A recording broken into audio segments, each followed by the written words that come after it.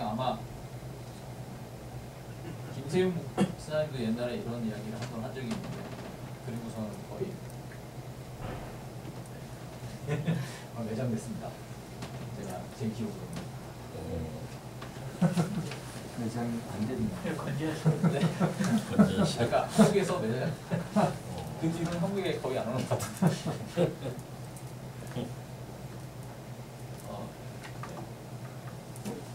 근데 이제 바울이 쓴 게 아니니까 그러면 안 중요하다 이렇게 얘기한 게 아니고요. 이제 이분이 그 특징이 이제 그 뒤로 이어지는데 이게 바울이 썼냐 안 썼냐가 그렇게 중요한 게 아니라 그것도 나름대로 그 후대의 신학적 판단이 이해한 것이기 때문에 정경으로서 존중해야 된다는 게 이제 이분의 입장이에요. 그러나 그거를 후대 사비로 보지 않으면은 바울의 다른 뜻하고 근데 이제 실제로 이제 바울이 유대인이었고 유대 사회에서 여성의 지위가요.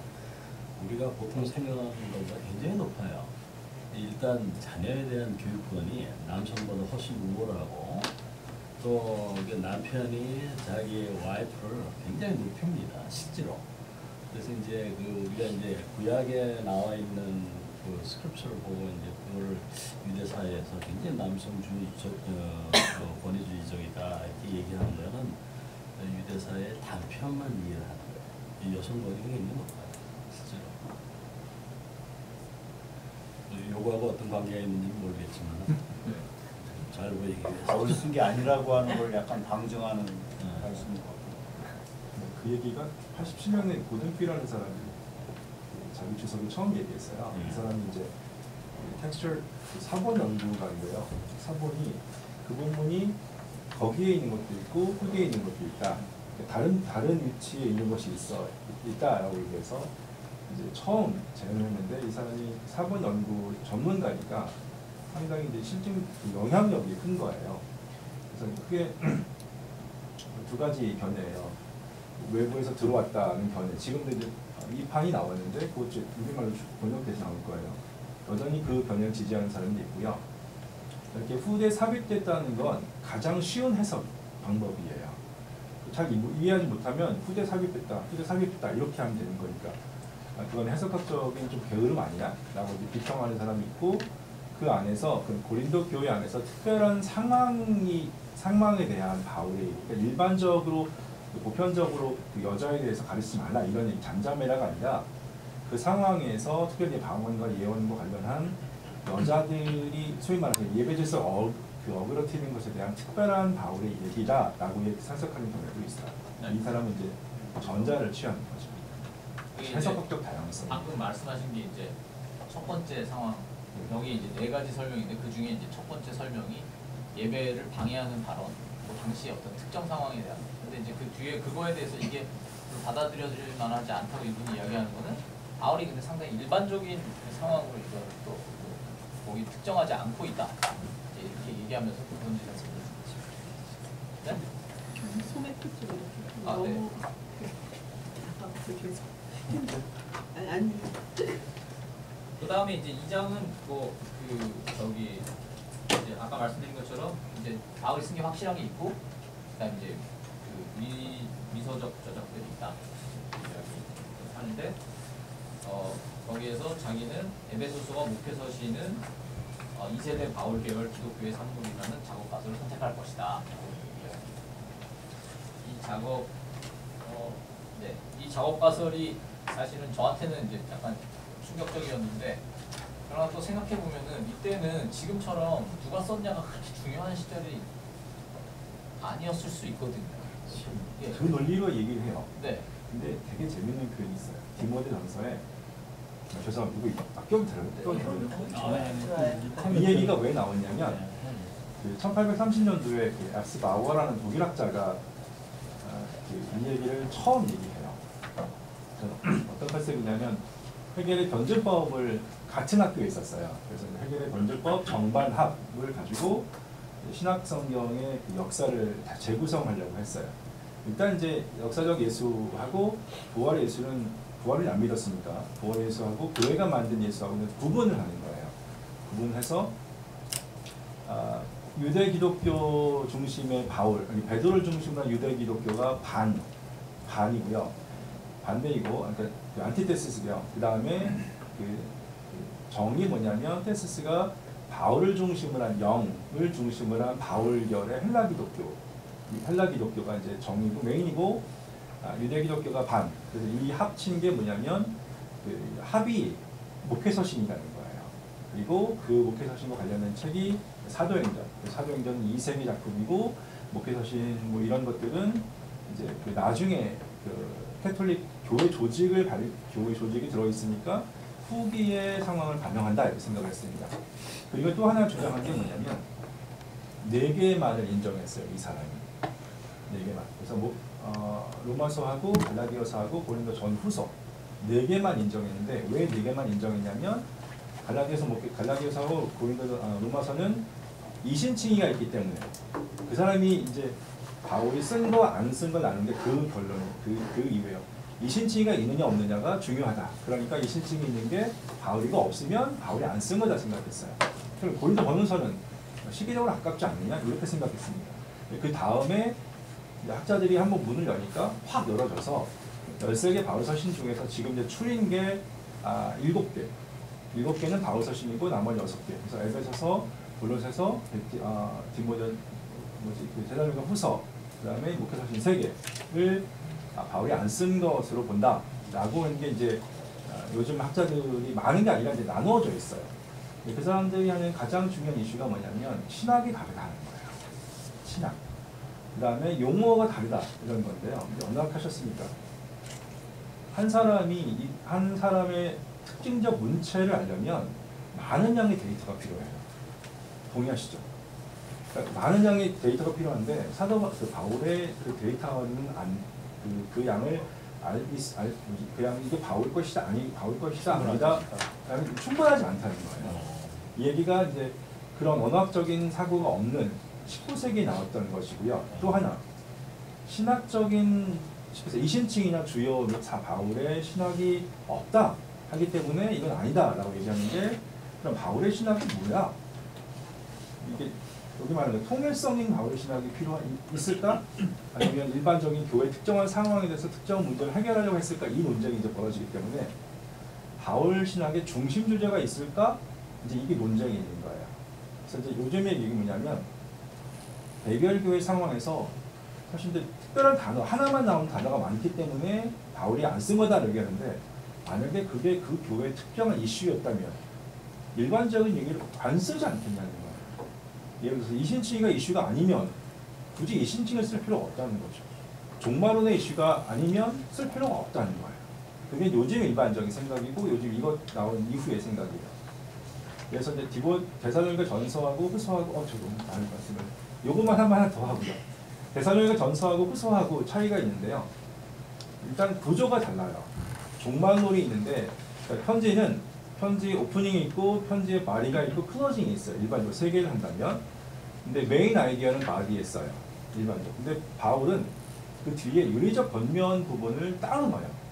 독특해요. 그래서 로마서 12장 부분이나 뭐 갈라디아서 5장 13절 부분이 윤리적인 권면을 따로 모아놓는데 그러면 종말론이 어디에 나오냐가 이제 메인이겠죠. 데살로니가 전서는 종말론이 뒤에 나와요. 뒤에. 다르게 말하면 진짜 바디로서 진짜 자기가 하고 싶은 메인 메시지가 아니라 부가적으로 하는 거예요. 그런데 데살로니가 후서는 그 종말론이 메인 바디에 나와요. 초점이 다르다는 거예요. 그러니까 그걸 생각하지 않고 용어가 다르니까 단어가 안 나오니까 바울이 안 썼다 이렇게 얘기하는 건 좀 아니지 않느냐라는 거고요. 또 하나 결정적인 게 디모데전서 제가 찾아낸 잠깐만요. 디모데전서 3장에 보면 바울이 이런 얘기를 해요. 이를 위해 내가 전파자와 사도로 세움을 입었는데 이건 참말이고 거짓말이 아니다라고 디모데전서에서 이야기해요. 근데 디모데전서가 바울이 안 썼으면 그럼 더블 디셉션이라고 얘기하는데요. 이중적으로 거짓말하고 있는 거예요. 바울이 자기가 썼다라고 맨 처음에 밝혔는데 그 뒤에 내가 사도가 된 것은 거짓말이 아니고 진짜라고 얘기하는데 사실 바울이 안 쓰고 여기서 디모데가 썼다 그러면 이제 내용 자체가 사실 문제가 된다는 거예요. 네, 제가 거짓말 자기가 사도된 게 거짓말이 아니고 나 바울이 썼다고 얘기했는데 그걸 거짓말로 얘기하면 그거를 우리가 정경으로 받아들이고 해야 되느냐 이 문제. 그 다음에 그 당시 이제 위서가 일반적이긴 했는데 기독교에는요 그 당시 세상과 완전 다른 가치관을 사는 사람들이에요. 심지어 예수가 주님 때문에 주라는 것 때문에 죽는 사람들인데 바울이 쓰지 않았는데 바울이 썼다고 이야기할 수 있을까라는 거예요. 이거 이제 심각한 문제가 되고요. 또 하나, 그러니까 신학적인 뭐 이런 것인데 신학이 다르지 않아요. 최근의 견해는 각자의 교회 상황을 반영하기 때문에 그게 다른 용어를 쓸 수도 있고 이게 독특한 단어, 그러니까 처음 나오는 단어가 많기 때문에 그렇다. 근데 처음 나오는 단어가 그러니까 비바울적 단어가 가장 많은 서신이 로마서예요. 그러니까 비바울적 단어가 가장 많이 나오는 서신이 로마서인데 로마서는 아무도 바울이 안 썼다고 얘기하지 않아요. 그러니까 이제 약간 모순이죠. 그래서 처음 이거 보고서 이분은 그 90년대 스탠스를 가지고 있구나 라는 생각이. 이제 해석학적인 성령 해석도 이렇게 다른데 그 뒤는 어떡하지 걱정이었습니다. 몇 가지 질문이 있는데요. 네. 지금 하신 말씀 중에 제가 이해하기로는 책을 읽으면서 느꼈던 부분은 꼭 바울이 아니다라고 하기보다는 공동체적 특성이나 후기의 공동체에서 필요로 하는 부분에 바울이 통해서 전승된 부분에 대해서 각 공동체가 돌려 읽으면서 필요한 부분에 대해서는 충분히 공동체의 고백적인 차원에서 첨언이 이루어졌을 수 있고 그 부분에 대해서 저자는 그게 그럼 무슨 문제가 될 수 있는가, 오히려 그것도 후기에 바울이 초기에 애초에 여러 교회를 통해서 형성된 것들이 아까 말씀하셨듯이 어느 정도 이스태블리시된 교회의 현상에서 그것을 어떻게 받아들일 수 있는가 부분에 대한 고백적인 부분이라면 그 부분에서 해석의 지평을 좀 열어둘 필요가 있지 않는가라는 차원에서 좀 이해를 했고요. 그 다음에 체계적으로 어떤 용어를 새로 몇 개를 쓰는 문제가 아니라 체계적으로 그 부분이 사용되는 맥락이나 그런 부분이 전혀 달라져 버리면 사실은 그 부분에 대해서는 충분히 굳이 바울의 가르침을 토대로 해서 공동체가 해석하는 부분에 있어서 각자가 특수한 상황 속에서 일반적으로 저는 그 고백이 충분히 들어갈 수 있는 부분을 생각하거든요. 그래서 두 가지 문제가 있는데요. 네네. 하나는 서신이라는 장르하고 복음서라는 이야기 장르가 완전 달라요. 그러니까 복음서는 저자가 없어요. 그러니까 모든 대상으로 사실 이제 여기 아직 공동체가 나오겠지만 이 공동체 이론이 1998년도에 깨져요. 지금 더 이상 공동체 얘기를 학계에서 하지 않아요. 그리고 뭐 요한복음 역사적 얘기도 여기 나온 것도 이제 2004년에 깨져서 더 이상 그거 얘기하면 학계에서 잘립니다. 이 정도로 바뀌었는데요. 그러니까 복음서는 대중을 사용하기 때문에 그 해석의 공동체를 가능한데 서신은 분명한 발신자와 수신자가 있어요. 그러니까 너의 상황이 분명한데 내가 안 썼는데 썼다고 얘기하면 거짓말하는 거예요. 그러니까 장르의 문제가 달라요. 이분은 장르의 문제를 고려하지 않는 것 같아요. 쉽게 얘기해서 지금 이제 한경진 목사님이 돌아가셨잖아요. 예를 들어서. 그런데 한경진 목사님이 이름으로 편지를 쓴다. 그러니까 한경진 목사님이 일대기를 쓰는 거하고 그분이 영락교회에 편지를 쓰는 거하고 완전 다르다는 거예요. 그러니까 편지의 특별한 장르 때문에 그게 아주 심각한 이슈가 된다는 거죠. 기독교에서 이 장르를 중요하게 생각하라는 말을 합니다. 네, 근데 이제 그 고려를 안 하시는 거예요. 약간 헤이스가. 네. 어쨌든 지금 그러니까 이 책의 구성으로 말하면 1장, 2장을 이렇게 한꺼번에 해서 읽는 거 하고 1장, 2장을 좀 나누어서 읽는 거 하고 그렇게 말씀들이 되시는데 지금 저자는 그래도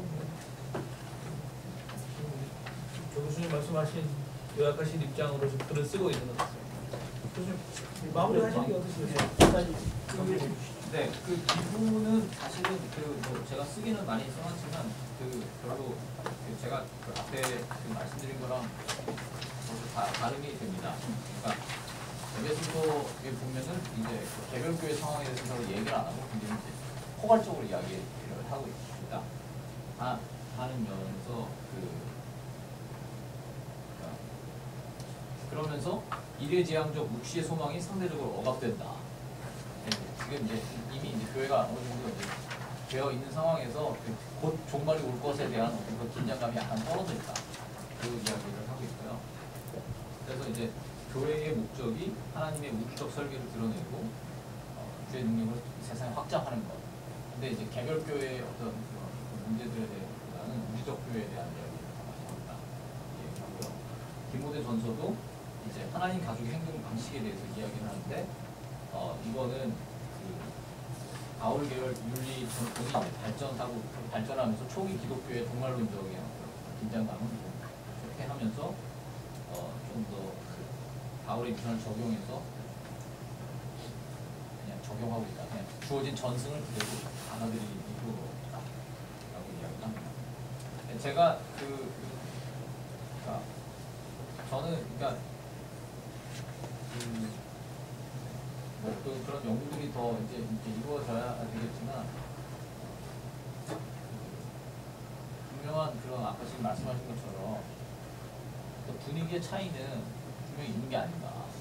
그렇다면은 이제 그다음에 저자의 그 사실성 문제를 얼마만큼 심각하게 텍스트들이 계속 이렇게 유동하고 지금처럼 빨리빨리 복사가 되지도 않는 그런 상황에서 얼마만큼 거기다 비중을 둬야 되는지 생각을 할 필요가 있다. 네, 저는 뭐 거기까지. 네. 재미있는 얘기를 했는데 어쨌든 저희가 다시 좀 확인을 하고 가야 될 게 신약성서 이렇게 편집된 순서가 아니고 다들 아시는 얘기입니다만 아마도 쓰여졌을 것이라고 생각되는 그 순서에 따라서 이제 바울 서신 중에도 특별히 바울 본인이 썼을 거라고 생각되는 서신 아마 그래서 데살로니가 전서를 맨 처음에 그 순서를 기본적으로 의식하면서 이분이 있습니다. 자, 뭐 시간이 조금 더 있습니다. 제가 느낀 것만 몇 가지 말씀하고 싶은데요. 책을 자기 들지를 못했기 때문에 들을 수도 있습니다.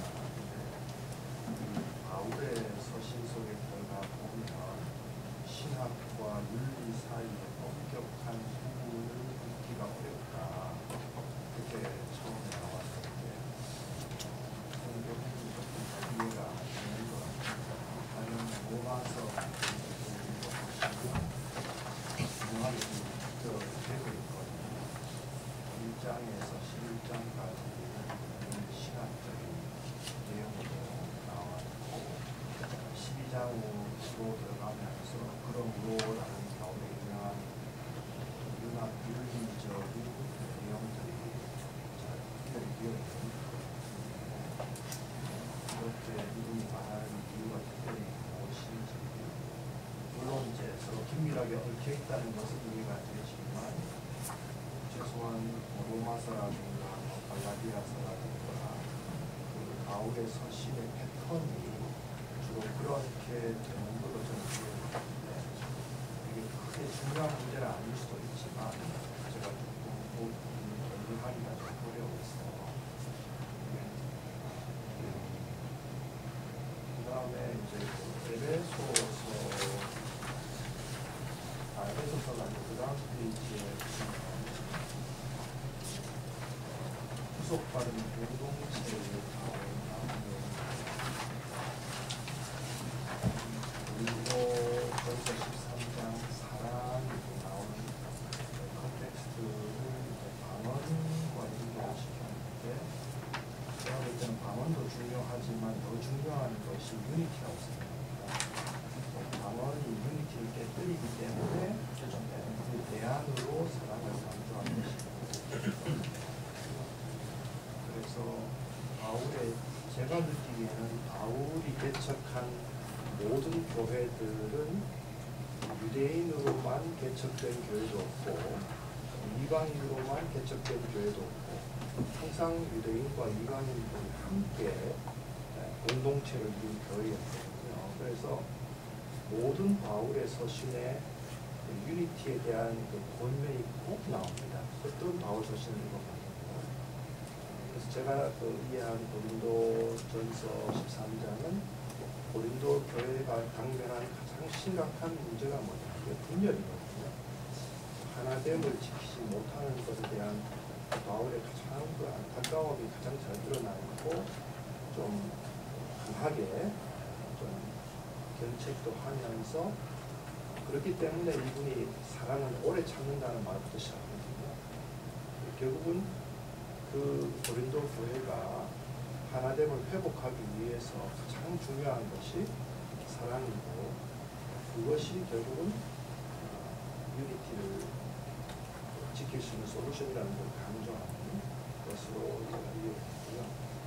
갈라디아서도 마찬가지라고 생각합니다. 갈라디아서도 유대인이나 이방인이나 다 그리스도 안에서 하나라는 말을 강조하는 이유가 그 안에 있는 그 유대 그리스도인들이 율법이나 어떤 할례라든가 이런 구약적인 것을 강조하는 것에 대해서 거의 아나데마라고 할 정도로 저주를 선포할 정도로 강력하게 모두 비판하고 그건 복음이 아니라고까지 이야기하면서 결국은 이방인들이 그 유대인들과 하나 되는 진정한 공동체가 성령의 열매를 맺는 공동체라는 것을 강조했기 때문에 저는 이 그 속받은 공동체 그리스도의 몸에서 가장 중요한 것이 여기 말씀하신 대로 하나됨의 추구 이것이 제일 중요한 것이에요.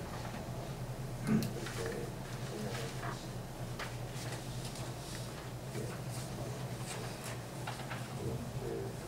나머지는 큰 건 없는데 그다음에 마지막 그 부분에는 에베소 교회를 이야기하면서 우주적 교회 이것을 굉장히 강조했다는 것도 이해는 하면서 반면에 에베소 교회가 이 유니티를 가장 강조하는 게 4장부터 나오거든요. 하나됨을 힘써 지키라 하면서 5장에 보시면은 이제 성령의 충만을 이야기하고 특별히 그 에베소 교회가 처해 있는 그 컨텍스트가 보면 아주 그 도덕적으로 타락한 도시였거든요. 그래서 하나님을 본받고 그리스도처럼 섬기고 성령의 충만을 받고 자세히 주의해서 이렇게 살아라 하는 것을 이야기하면서 그게 반대적인 도덕적인 타락이라든지 성적인 타락이라든지 또 언어의 타락이라든지 그 당시 그 사회에 만연했던 하나님 나라와 반대되는 그런 윤리적인 삶의 모습을 아주 구체적으로 지적하는 것을 볼 수 있는 걸 보면 제가 볼 때는 일반적인 내용도 이야기를 하지만 동시에 그 당시에 그 에베소 교회가 처해 있는 구체적인 아주 타락한 모습들도 거의 50대 50으로 제가 볼 때는 언급하는 것을 제가 봤습니다. 그래서 일반적인 내용과 또 구체적인 상황에 대한 언급이 거의 공존하지 않는다 생각을 저는 좀 하게 되었습니다. 그러니까